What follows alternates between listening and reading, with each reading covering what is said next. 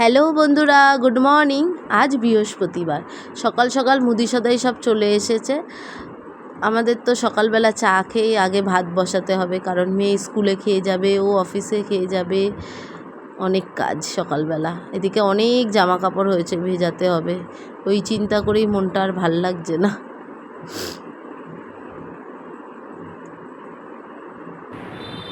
আজকে রান্না করব আলু পেঁয়াজ দিয়ে। ভেটকি মাছের কাঁটাটা ছিল না, সেদিন দেখিয়েছিলাম।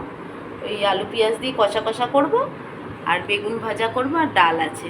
এবার মা অন্নপূর্ণাই জানে। জানো বন্ধুরা, এই লম্বা লম্বা বেগুন ভাজা দেখে ছোটোবেলা পিকনিকের কথা মনে পড়ে যায়।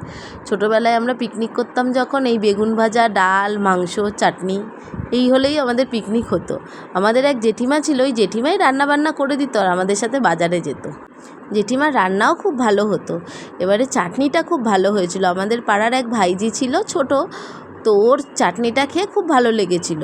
তো এবার আমরা খাওয়া দাওয়া করে ছাদ থেকে নিচে আসলাম হাত ধুতে। ও না ওই লাল লাল জল দেখেছে, দেখে ভেবেছে ওটা চাটনি। এবার ওটা যে মাংস ধোয়া জল ছিল সে তো ও আর বুঝতে পারেনি। আমি হঠাৎ দেখি কি ওইটা ও মুখেও দিয়েছে। দিয়ে বলছে, এই তুই কি মুখে দিলি রে? বলছে, টুম্পা পিয়া দেখো না, এটা তো বেশ মিষ্টি মিষ্টি ছিল, কিন্তু এখন তো আর এটা মিষ্টি না, টেস্ট লাগছে না। আনছি, আরে এটা মাংস ধোয়া জল, তাড়াতাড়ি মুখ ধো। ওকে মুখ ধুয়ে আবার বাড়িতে দিয়ে আসলাম। ও হেবি পাকা ছিল। এই হলো আমাদের পিকনিকের গল্প। দুধটা কেটে গেল, এই ছানাটাকে একটু গুছিয়ে রাখি।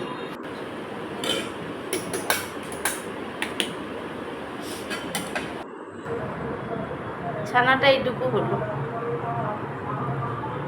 তো আমার রান্নাবান্নাও এদিকে কমপ্লিট। ভাত, ডাল, বেগুন ভাজা আর ওই মাছের তরকারি। ভালো লাগলে একটা লাইক, শেয়ার, কমেন্ট করো পাশে থেকে।